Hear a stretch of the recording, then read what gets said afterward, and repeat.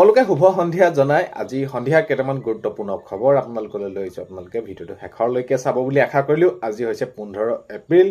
সন্ধিয়া খবৰকেইটা আপোনালোকে শেষৰলৈকে চাই আপোনালোকৰ মন্তব্য কমেণ্টৰ জৰিয়তে জনাবলৈ নাপাহৰিব। আৰু এইখিনিতে আপোনালোকক সদায় কোৱাৰ দৰে চেনেলটোলৈ যদি আপোনালোক নতুনকৈ আহিছে চেনেলটো ছাবস্ক্ৰাইব কৰাৰ লগতে কাষতে থকা বেল আইকনটো প্ৰেছ কৰি অল কৰি থ'ব, যাতে নতুন এটা ভিডিঅ' দিয়াৰ লগে লগে আপোনালোকে আগতীয়াকৈ চাবলৈ পায়।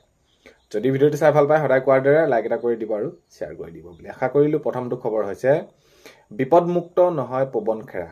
তো বিজন মহাজন ডাঙৰীয়াই মন্তব্য কৰিছে। অধিবক্তা তেওঁ কৈছে যে এতিয়া বিপদমুক্ত নহয় পৱন খেৰা। পৱন খেৰাই যিহেতু এতিয়া মাননীয় মুখ্যমন্ত্ৰী মহোদয়ৰ পত্নী ৰেণুকা ভূঞা শৰ্মাৰ ওপৰত যি পাছপোৰ্ট জালিয়াতিৰ পৰা এই যি প্ৰক্ৰিয়াটো উত্থাপন কৰিছিল, তাৰ পিছৰ পৰ্যায়ত তেওঁ বিৰুদ্ধে এইখিনি অভিযোগ আনিছিল আৰু তেওঁ সেইখিনি ৰেণুকা ভূঞা শৰ্মা ডাঙৰীয়ানীয়ে তেওঁক অভিযোগ দিছিল যে এইখিনি সকলোখিনি ভুৱা, আৰু তেনেদৰে তেওঁলোকৰ অভিযোগ অনুসৰি এতিয়া দেখা গৈছে যি পৱন খেৰা যি তেওঁলোকৰ যিখিনি কাম কাজ বা আগন্তুক সময়ত যি যেনেদৰে তেওঁলোকে সেইখিনি বিচাৰিছিলে যে এইখিনি যিহেতু মিছা অভিযোগ এটা আনিছিল, এতিয়া ইয়াৰ ওপৰত মন্তব্য ৰাখি বিজন মহাজন ডাঙৰীয়াই মন্তব্য কৰিছে যে বিপদমুক্ত নহয় পৱন খেৰা, যিকোনো মুহূৰ্ততে গ্ৰেপ্তাৰ হ'ব পাৰে, এনেদৰে মন্তব্য কৰিছে। নেক্সটটো খবৰ হৈছে নিৰ্বাচনী প্ৰচাৰ চলাবলৈ পশ্চিমবংগত উপস্থিত হৈ গৈ হিমন্ত বিশ্ব শৰ্মা ডাঙৰীয়া। তেতিয়া যিহেতু পশ্চিমবংগত নিৰ্বাচনী প্ৰচাৰ এইখিনি চলি আছে আৰু চলি থকাৰ মাজত এতিয়া মাননীয় হিমন্ত বিশ্ব শৰ্মা ডাঙৰীয়া উপস্থিত হৈছেগৈ নিৰ্বাচনী প্ৰচাৰ চলাবলৈ পশ্চিমবংগত, আৰু পশ্চিমবংগত উপস্থিত হৈ সেইখিনি তেওঁলোকে নিৰ্বাচনী প্ৰচাৰ চলোৱা দেখা গ'ল। নেক্সটটো খবৰ হৈছে তদন্তৰ খাতিৰত পৱন খেৰাক গ্ৰেপ্তাৰ কৰিব পাৰিব অসম আৰক্ষীয়ে। এতিয়া অধিবক্তাই বিজন মহাজন ডাঙৰীয়াই মন্তব্য কৰি কৈছে যে তদন্তৰ খাতিৰত তদন্ত এইখিনি হ'ব, আৰু যিহেতু এইখিনি অভিযোগ আনিছিলে, অভিযোগ অনাৰ পাছত তেওঁলোকক সেইখিনি কৈছিলে যে সকলোখিনি মিছা অভিযোগ আনিছে ৰেণুকা ভূঞা শৰ্মাই, সেইখিনি তেওঁৰ ওপৰত গোচৰ তৰিছিলে, আৰু গোচৰ তৰাৰ পাছত এতিয়া যি নেকি কাৰ্যকৰী সেইখিনি হৈ আছে, কাম হৈছে, তাৰ ওপৰত এইখিনি মন্তব্য কৰি কৈছে যে তদন্তৰ খাতিৰত পৱন খেৰাক গ্ৰেপ্তাৰ কৰিব পাৰিব অসম আৰক্ষীয়ে, বিজন মহাজন ডাঙৰীয়াই মন্তব্য কৰিছে।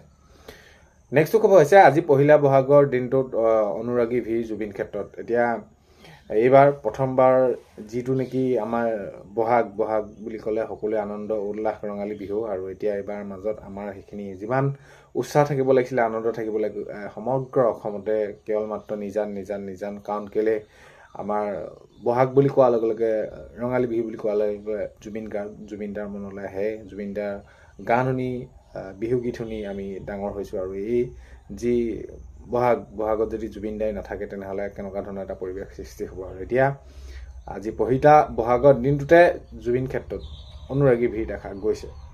তো আজি বহাগৰ দিনটোত উকা লাগিছে, চাৰিওফালে কেৱল নিজান তো এনেকুৱা ধৰণৰ পৰিৱেশ এটা সৃষ্টি হৈছে।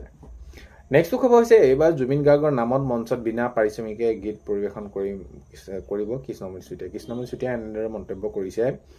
এতিয়া ধৰি লওক যিসমূহ অনুষ্ঠান জুবিন গাৰ্গৰ সৈতে জড়িত হৈ থাকিব, তো তেনেধৰণত তেওঁ যিটো পাৰিশ্ৰমিক লয় সেইটো নলওঁ বুলি সেইখিনি তেওঁ মন্তব্য কৰিছে। বাকী যি তেওঁৰ লগত যাব গাড়ীৰ পৰা আৰম্ভ কৰি যি বাদ্যযন্ত্ৰী যাব তেওঁলোকে সেইখিনি ল'ব, বাকী তেওঁ যিটো পাৰিশ্ৰমিক লয় সেইটো নোলোৱা সিদ্ধান্ত গ্ৰহণ কৰিছে কৃষ্ণমণি চুতীয়াই এনেদৰে মন্তব্য কৰা দেখা গৈছে।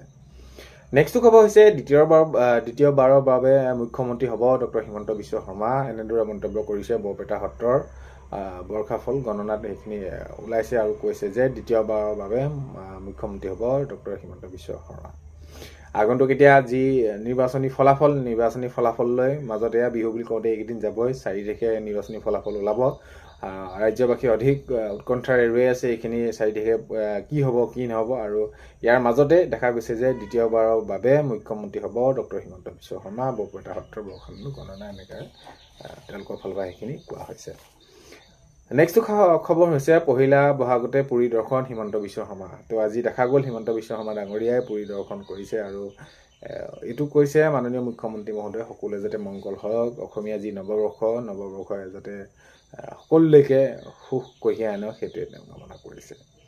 নেক্সটটো খবৰ হৈছে এতিয়া বহুতে সুধি আছে তেওঁক, মাননীয় মুখ্যমন্ত্ৰী মহোদয় হিমন্ত বিশ্ব শৰ্মা ডাঙৰীয়াক সেইখিনি সুধি আছে যে চৰকাৰৰ ক্ষেত্ৰত কি হ'ব, আসন কিমান পাম, কেনেদৰে আগবাঢ়িব বা কি হ'ব, এইখিনি ক্ষেত্ৰত হিমন্ত বিশ্ব শৰ্মা ডাঙৰীয়াই মন্তব্য কৰি কৈছে যে ৰাইজে যিমান মৰম দিছে সেইখিনি আমি দেখিছোঁ, বা আমি সেইখিনি আমি বিশ্বাস আছে বিজেপি চৰকাৰে হ'ব বা NDA চৰকাৰে হ'ব তাত বহুত বেছি চিন্তা কৰাৰ প্ৰয়োজন নাই এনেদৰে জনাইছে মাননীয় মুখ্যমন্ত্ৰী মহোদয়।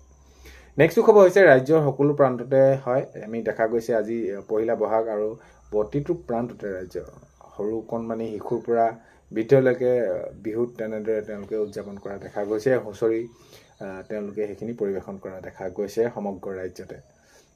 নেক্সটটো খবৰ হৈছে বহুত বেছি গুৰুত্বপূৰ্ণ খবৰ এইটো যে আপোনালোকে বহুতে সুধি আছিলে কৃষকসকলে যে তেওঁলোকে PM কিষাণৰ আবেদন কৰিব পাৰিম নে নোৱাৰিম। এতিয়া PM কিষাণৰ আপোনালোকে আবেদন কৰিবৰ বাবে আপোনালোকৰ নিজৰ নামত মাটি আপোনালোকৰ নাম জাৰি হ'ব লাগিব এইখিনি আৰু এতিয়া তাৰ পিছৰ পৰ্যায়ে যদি সকলোখিনি আপোনালোকৰ নাম অনলাইনত আপডেট হৈ যায় তেনেহ'লে আপোনালোকে PM কিষাণৰ অনলাইন আবেদন কৰিব পাৰিব আৰু এইখিনি চলি আছে আপোনালোকে অতি সোনকালে সকলোখিনি যিখিনি আপোনালোকৰ নথিপত্ৰ দিব লাগে দি মেলি আপোনালোকে অতি সোনকালে এইখিনি PM কিষাণৰ যি অনলাইন আপোনালোকে সেইখিনি আবেদন কৰিব। আবেদন কৰাৰ লগে লগে নেক্সটটো ইনষ্টলমেণ্ট আপোনালোকক যেতিয়া দিব তেতিয়াৰ পৰা আপোনালোকে সকলোখিনি পাব। বাকী আপোনালোকৰ আধাৰ কাৰ্ড বেংক পাছবুক আপোনালোকৰ এই যি আপোনালোকৰ কৃষকৰ জবাববন্দী এই সকলোখিনি আপোনালোকৰ কাগজ পত্ৰ লাগিব। এইখিনি থকাৰ পাছত আপোনালোকে আবেদন কৰিলে সকলোখিনি ঠিক ঠাক হ'লে আপোনালোকৰ অনলাইন আবেদন কৰাৰ পাছত একচেপ্ট কৰিব আৰু আপোনালোকে একচেপ্ট কৰাৰ পাছত নেক্সট পিছৰ পৰ্যায়ত যেতিয়া নেকি কৃষকৰ এই যি ইনষ্টলমেণ্ট এৰি দিয়ে তেতিয়া আপোনালোকে পাবলৈ সক্ষম হ'ব। নেক্সটটো খবৰ হৈছে যদি আপোনালোকৰ ৰেচন কাৰ্ড নাই যদি আপোনালোকে অতি সোনকালে ৰেচন কাৰ্ড এখন আপোনালোকে আবেদন কৰক। ৰেচন কাৰ্ডখন আপোনালোকৰ হ'লে বহুতখিনি সুবিধা হয়। চৰকাৰী ঘৰৰ পৰা অৰুণোদয় আঁচনি আপোনালোকে তাৰ উপৰিও আয়ুষ্মান ভাৰত এই সকলোখিনি সুবিধা আপোনালোকৰ বহুত বেছি হয় ৰেচন কাৰ্ডখন থাকিলে। সেইকাৰণে আপোনালোকে ৰেচন কাৰ্ড যদি নাই আপোনালোকৰ বা পৰিয়ালত ৰেচন কাৰ্ড থকাৰ পাছতো কোনোবা দুজন যদি সদস্য ভৰ্তি হোৱা নাই তেনেহ'লে আপোনালোকে অতি সোনকালে সদস্য ভৰ্তি সেইখিনি পত্ৰ পূৰণ কৰি আপোনালোকে জমা দিয়ক আৰু ৰেচন কাৰ্ড নাই যদি আপোনালোকে অতি সোনকালে আবেদন কৰক কাৰণ কেলৈ ৰেচন কাৰ্ডখন এতিয়া আটাইতকৈ গুৰুত্বপূৰ্ণ এটা নথিপত্ৰ হ'বলৈ গৈ আছে। নেক্সটটো খবৰ হৈছে পৱন খেৰা হাৰি যাব নোৱাৰে। মাননীয় মুখ্যমন্ত্ৰী মহোদয়ে কৈছে যে পৱন খেৰাই যিসমূহ অভিযোগ আনিছিলে আৰু যেনেদৰে তেওঁ মন্তব্য কৰিছিলে এতিয়া সকলোখিনি কথাটো গমেই পাইছে কেনেদৰে কি বিচাৰ প্ৰক্ৰিয়া হৈ আছে আৰু কোনো কাৰণতে পৱন খেৰা হাৰি যাব নোৱাৰে। মাননীয় মুখ্যমন্ত্ৰী মহোদয়ে মন্তব্য এনেদৰে কৰিছে। নেক্সটটো খবৰ হৈছে এতিয়া গৌৰৱ গগৈ ডাঙৰীয়াই মন্তব্য কৰিছে যে যিহেতু এইবাৰ আমি বৰ অসম গঢ়িম আৰু এইবাৰ আমাৰ ৰাইজে বহুত বেছি মৰম দিছে। নিশ্চয় এইবাৰ ৰাইজে মৰম দিয়া অনুসৰি আমাৰ এইবাৰ ৰাজ্য চৰকাৰ হ'ব আৰু ৰাইজে বিচাৰিছে পৰিৱৰ্তন আমি আমাৰ চৰকাৰ হ'লে সকলোৰে বাবে মহিলাসকলৰ বাবে হওক যুৱকসকলৰ বাবে হওক ছাত্ৰীসকলৰ বাবে হওক সকলো সমাজৰ বাবে আমি সমান্বয়ে কাম কৰিবলৈ চেষ্টা কৰিম এনেদৰে গৌৰৱ গগৈ ডাঙৰীয়াই মন্তব্য কৰিছে। তো আজি 15 এপ্ৰিলৰ সন্ধিয়া খবৰ এইকেইটাই আপোনালোকক জনালোঁ। আপোনালোকে ভিডিঅ'টো শেষৰলৈকে চোৱাৰ বাবে বহুতেই বেছি ধন্যবাদ। আপোনালোকক ভিডিঅ'ৰ প্ৰথমতে কোৱাৰ দৰে চেনেলটোলৈ যদি আপোনালোক নতুনকৈ আহিছে চেনেলটো ছাবস্ক্ৰাইব কৰাৰ লগতে কাষতে থকা বেল আইকনটো প্ৰেছ কৰি অল কৰি থ'ব যাতে নতুন এটা ভিডিঅ' দিয়াৰ লগে লগে আপোনালোকে আগতীয়াকৈ চাবলৈ পায়। যদি ভিডিঅ'টো চাই ভাল পায় লাইক এটা কৰি দিব আৰু শ্বেয়াৰ কৰি দিব বুলি আশা কৰিলোঁ। তো আজিলৈ ইমানেই অন্য এটা ভিডিঅ'তে লগ পোৱাৰ আশাৰে বাই।